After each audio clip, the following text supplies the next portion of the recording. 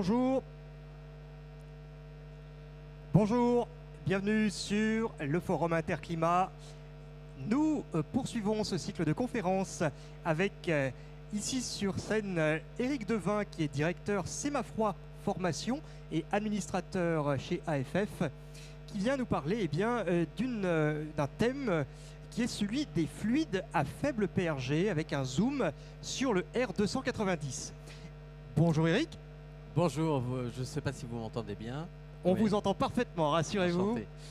Je vais vous laisser la parole et puis quant à nous, nous nous retrouverons après la conférence pour une session de questions-réponses. Bonne conférence à tous. Merci beaucoup. Alors j'introduis quand même Abigail, Bonjour aussi à tous.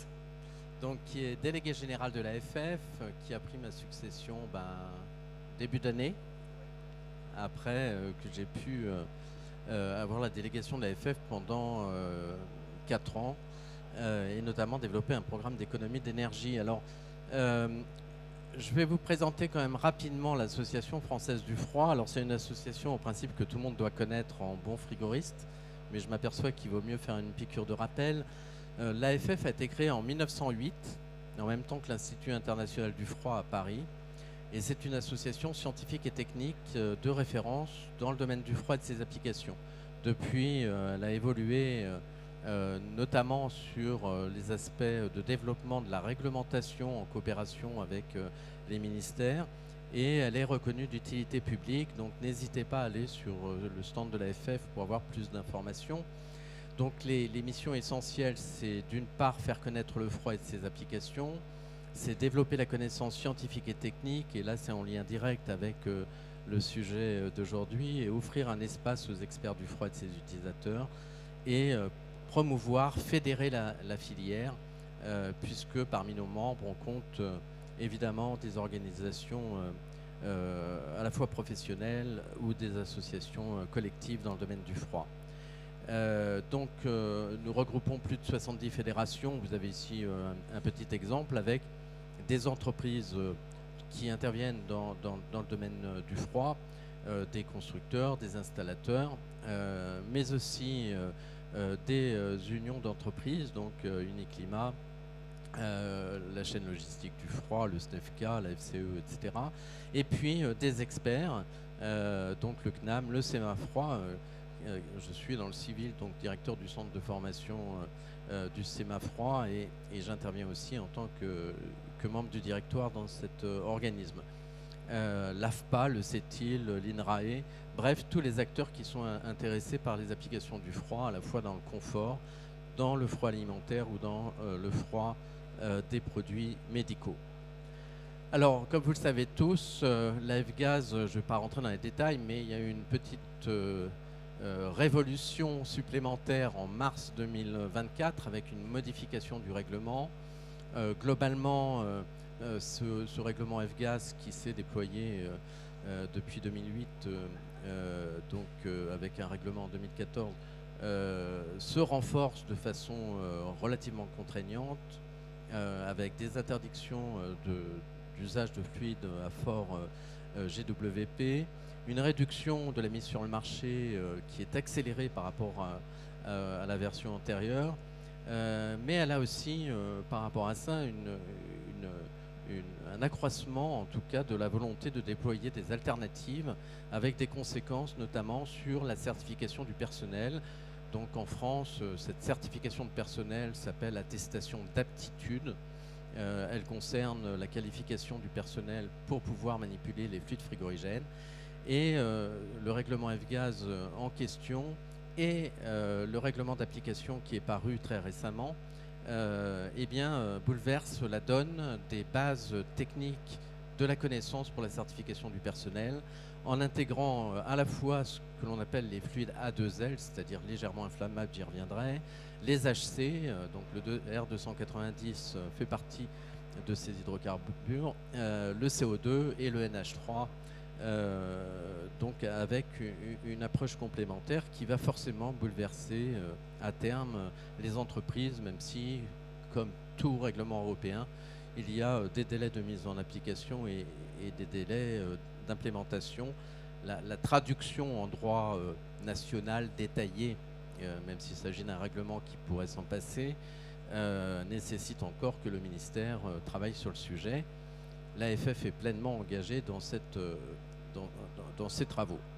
Alors, les fluides dits naturels, effectivement, ressurgissent comme des alternatives aux HFC, donc un moyen d'accompagner le règlement F-Gaz, avec l'intensification des A2L et des HC, dont le propane, pour lequel nous allons un petit peu plus parler aujourd'hui, l'ammoniac, le dioxyde de carbone. Et l'AFF travaille depuis toujours sur ces fluides frigorigènes. Les premières publications en 1908 parlaient déjà du CO2 et de l'ammoniac. Ce n'est pas un fluide frigorigène qu'on a découvert très récemment. Il faut rappeler quand même que le développement des HFC, c'est-à-dire des fluides de sécurité, a été justement déployé pour éviter les problèmes de sécurité que peuvent poser ces fluides, que ce soit le danger pression ou le danger inflammation ou explosion. Donc sur ces actions, très vite, on a pu constater les principaux changements sur les attestations d'aptitude. Alors là, on va parler avec le vocabulaire européen, qui parle de certification de personnes et qui va définir une modification de la nomenclature des certifications de personnel. On verra si elle est reprise au niveau national de cette manière. Mais globalement, un certificat 1 qui couvre les gaz fluorés, donc l'équivalent de l'attestation de catégorie 1 aujourd'hui, mais aussi les hydrocarbures, donc avec un complément de formation à acquérir par les techniciens pour le renouvellement de ces attestations qui vont devenir des certificats à durée limitée dans le temps. Le certificat 2 pour les faibles charges, globalement l'équivalent de l'attestation de catégorie 2. Les certificats B concernant le dioxyde de carbone, ça c'est nouveau. Jusqu'à présent, il n'y avait pas d'attestation spécifique pour le CO2. Ce certificat pourrait être complémentaire, évidemment, au certificat qui concerne les gaz fluorés et les hydrocarbures. Un certificat C concernant l'ammoniac, qui est lui aussi nouveau, et puis les certificats un petit peu moins, qui ont moins d'impact concernant par exemple la recherche de fuite. Alors, quelles ont été les actions de l'AFF concernant les alternatives? Les travaux durent depuis déjà beaucoup d'années, puisque il y a déjà quasiment 10 ans, l'AFF avait rédigé un guide de l'ammoniac, qui a été d'ailleurs cité et repris par les NRS dans ses études de risque. Et donc ce guide, on va le rééditer, parce que finalement, avec l'application de la F-Gaz et son déploiement dans les mois qui viennent, la technique relative à l'ammoniac n'a pas vraiment changé sur les fondements, mais un besoin de connaissances complémentaires est requis dans ce domaine. De la même manière, il y a aujourd'hui, dans le cadre de la commission fluide, un groupe de travail concernant les arrêtés NH3. Alors vous savez que pour l'ammoniac, on est soumis à ce qu'on appelle la réglementation ICPE, avec des exigences constructives d'implantation dans les bâtiments, des seuils, avec des procédures administratives, soit de déclaration, soit d'enregistrement, etc. Donc il y a un groupe de travail qui aujourd'hui est en relation avec le ministère de l'Environnement, enfin la DGPR, pour travailler sur une refonte des arrêtés actuels, de manière à lever les freins inutiles tout en conservant l'aspect sécuritaire de la démarche. Donc si vous adhérez à l'AFF, n'hésitez pas à intégrer ce groupe. On a travaillé sur les A2L et le CO2, notamment parce que l'AFF, dans le cadre d'un programme porté par l'IIF et d'autres instances, ont pu travailler sur des modules de formation qu'on appelle Réal Alternative, qui, il y a encore 5-6 ans, étaient un petit peu pas très utiles, le deviennent aujourd'hui dans le cadre de l'évolution des attestations d'aptitude, puisqu'elle intègre à la fois les A2L et les HC d'une part, et puis le CO2 d'autre part. le projet Réal Alternative n'intègre pas l'ammoniac, qui est souvent soumis à des considérations très locales de sécurité. Par exemple, les arrêtés ICPE qui sont franco-français. Et puis enfin, les HT, avec un groupe de travail qui a démarré en 2020 par une visite virtuelle du comité Île-de-France que j'ai l'honneur de présider. Nous étions à l'époque en pleine pandémie et donc il a fallu trouver un thème de visite et on a fait ça de façon virtuelle avec à l'époque le président Philippe Cardon qui a organisé cette visite. Et la visite consistait à visiter une installation au R290, une pompe industrielle en toiture, avec une forte charge, en vue de climatiser ou de conditionner l'air d'un hall de fabrication de pièces métalliques, enfin je crois que c'était pour l'aéronautique de mémoire. Et on s'est dit qu'à cette époque, que la démarche que l'on avait mise en œuvre dans cette visite pourrait être formalisée sous forme d'un guide très utile, parce qu'on pressentait déjà que la réglementation allait renforcer le socle de connaissances dans ce domaine. Et c'est un vrai enjeu, pour le coup, puisqu'aujourd'hui, la qualification d'un technicien qui interviendrait sur du R290 dépend finalement de la qualification du chef d'entreprise et il doit bien s'asseoir quand même sur des avis externes pour asseoir son jugement.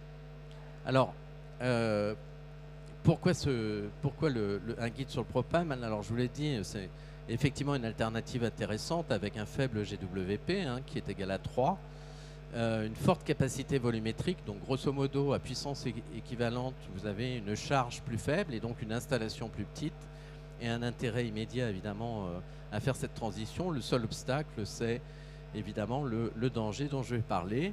Le TOI global est inférieur, c'est-à-dire que a priori la consommation énergétique directe et ces émissions en amont lors de la consommation d'électricité, plus les émissions qui sont liées aux fuites éventuelles, et en général il n'y en a pas beaucoup, de propane, fait que le TOI est excellent. L'impact environnemental est certain, la transition énergétique l'est aussi. De plus en plus d'applications industrielles se lancent, avec évidemment la peur du risque. Sa principale contrainte, donc son inflammabilité, son explosivité. Alors, je vous rappelle que les fluides, en principe beaucoup le savent, sont classés en fonction d'un certain nombre de critères d'explosivité et de vitesse de flamme en cas d'inflammation. Je ne vais pas rentrer trop dans les détails, mais grosso modo, pour qu'il y ait inflammation, il faut 3 conditions. Il faut le comburant, le carburant, et puis la source pour allumer le mélange. L'explosion s'ajoute à ça, évidemment, un volume fermé qui est à l'origine de cette explosion. Et donc, la classification de ces fluides place le propane parmi les plus complexes à utiliser, puisqu'il est hautement inflammable. Alors, le guide, finalement, est parti de cet élément-là, puisque c'est le principal frein, de manière à intégrer une approche de risque quasiment dans le fait d'expliquer globalement ce qu'il convient de mettre en œuvre lors d'une application basée sur le R290. Alors évidemment, là, je ne vais pas vous expliquer tout, d'abord parce que j'en serais bien incapable, il y a un groupe de travail assez important qui s'est intégré, mais grosso modo, quand on parle d'études de risque, c'est disons, une approche générale, on peut faire des études de risque dans tous les domaines, l'approche générale sur la sécurité des machines se base sur une norme générale qui est la 12100 et dans le risque particulier qui est lié aux fuites frigorigènes, on fait très souvent appel à l'EN 378, sauf les exceptions de matériels qui sont couverts par une norme harmonisée, par exemple sur les matériels électrodomestiques comme la 60 335-2-40, Mais globalement, le cas général d'une installation centralisée, complexe, se base sur la 378. Alors c'est une norme qui n'est pas forcément simple d'approche, puisqu'elle se base sur des notions d'accès, des notions de calcul de charge, qui sont souvent repris d'ailleurs dans des réglementations. Mais globalement, c'est l'approche la première, auxquelles vont s'ajouter des exigences particulières. C'est le cas par exemple des magasins avec le GUIDEM, c'est le cas du CH35 pour les ERP, qui impose, quand il n'y a pas trop de flou réglementaire, comme c'est le cas du CH35 en ce moment, qui impose une approche tout à fait structurée là-dessus, avec une norme pas forcément facile à comprendre.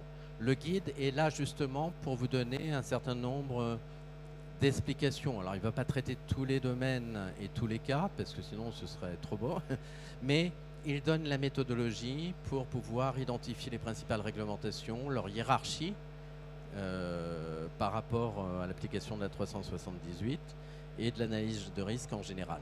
Alors grosso modo, l'analyse de risque, c'est identifier les risques. Alors dans le cas du R290, c'est évidemment se baser sur le risque incendie ou explosion. Les contraintes d'installation sont relativement claires, il n'y a pas forcément beaucoup d'exotisme dans ce domaine. Et c'est ensuite limiter ce risque par des mesures. C'est ce que couvre le guide. Alors le guide est constitué donc de son chapitre premier, qui est l'évaluation des risques. Donc on va plutôt parler de l'évaluation risque incendie explosivité, ce qui ne veut pas dire que les autres risques doivent être délaissés, celui lié à la pression, celui au reste.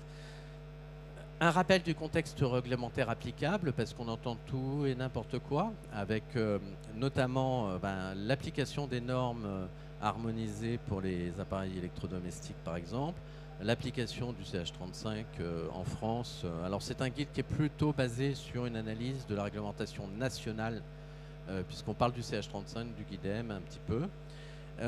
Ensuite, des exigences relatives à la conception et la réalisation d'un guide R290. L'idée n'est pas de piquer le job aux fabricants s'il y en a dans la salle, hein. C'est vraiment une approche plutôt analyse de risque dans ce domaine et conception.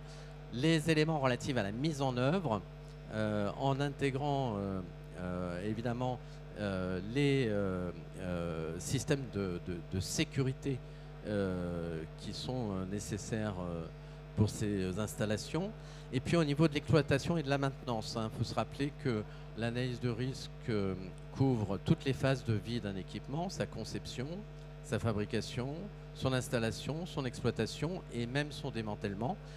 Et dans ce cas particulier, ça va de la liste des équipements du frigoriste pour intervenir dans ce domaine. Et puis la fin de vie de l'équipement, il y a un petit chapitre, même si évidemment c'est pas forcément l'essentiel à ce niveau. Voilà.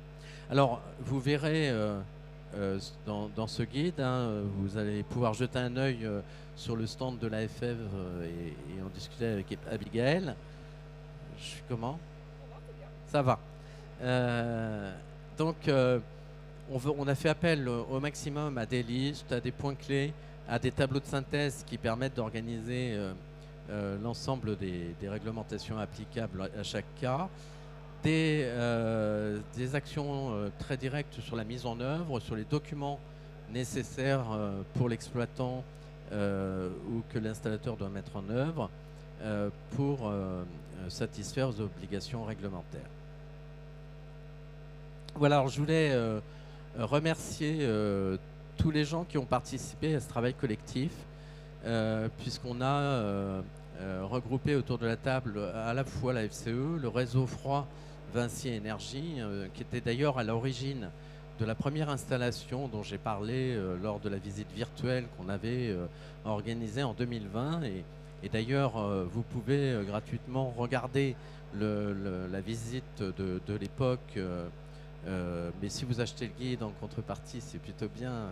Vous pourrez accéder aussi à cette visite virtuelle. Philippe Cardon, qui a organisé le travail collectif dans ce domaine, Pierre-Emmanuel Danet, moi-même, donc à l'époque j'étais le représentant de l'AFF avec Martine Gélin, Julien Carlot, Monsieur Le Brenec, Monsieur Lequen, Maldonero, Monsieur Mallet, Monsieur Papillon, Monsieur Simonet, Monsieur Stumpf et Monsieur Tadiotto. Donc merci à eux. Ce guide a aussi été, comment on dit, pas sponsorisé en français, on va dire, promu par plusieurs institutions. Donc d'abord Uniclimat, qu'on remercie vivement, Caliclimat Froid, le SNEFCA, Semafroid, qui a aussi participé, et Daikin, qui est aussi à l'origine du financement de ce guide. Voilà. Je ne sais pas si je vais tenir les délais, mais peut-être bien que oui.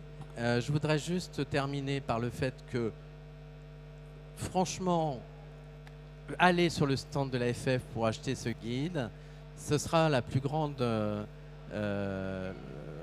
réussite du groupe, c'est de pouvoir diffuser l'information. Encore une fois, on va passer d'une réglementation qui va forcément promouvoir ces installations-là, ça va rentrer dans les mœurs. Il y a des initiatives qui sont prises par tous les syndicats, le SNEFCA, etc., sur l'organisation des formations au cours de la vie pour pouvoir intégrer cette nouvelle technique. Mais ce guide-là permet déjà de démystifier le risque, ce qui est effectivement le principal risque qui pourrait mettre en cause le développement de ce fluide dans l'avenir. Sachant que l'AFF ne fait la promotion d'aucun fluide particulier, voilà. Mais tous les fluides doivent avoir leur place. Ouais. Je vous remercie infiniment. Je Merci à des vous. Questions. Eh bien, on va passer justement aux questions-réponses. D'abord, on peut vous applaudir pour votre conférence. Merci. Je crois que le guide dont vous parlez est là justement sur votre table. On va également avoir la possibilité d'avoir une session de questions-réponses. Y a-t-il des questions dans la salle? Eh bien, alors je crois que notre conférence a fait le tour du sujet. Je vous remercie pour votre présence. Je vous souhaite une bonne suite de salon. Vous êtes, on va le rappeler, sur le stand H3 en P073. Il faut juste suivre juste là, l'épée. Voilà, c'est tout simple, c'est à la sortie de notre forum Interclimat. Merci encore, très bon salon Interclimat à tous et à tout de suite pour une conférence suivante.